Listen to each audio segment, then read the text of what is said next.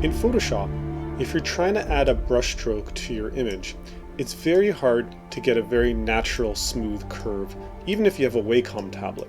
But there's a trick to getting a natural curve using the stroke path technique. To start off, go to Paths and make the exact mathematical path that you're looking for, that you want the stroke to follow. Select the color you want the stroke to appear in, and then with the black arrow tool, right-click and say Stroke Path. If you want to have a nice fade in and fade out, select the Brush tool and Simulate Pressure. And there you go. You have a nice natural stroke that follows a mathematical path. It has a nice fade in and fade out, and it's whatever color you want. I really like using this when adding very special highlights and shadows to the image to give it a polish and a shine like no other.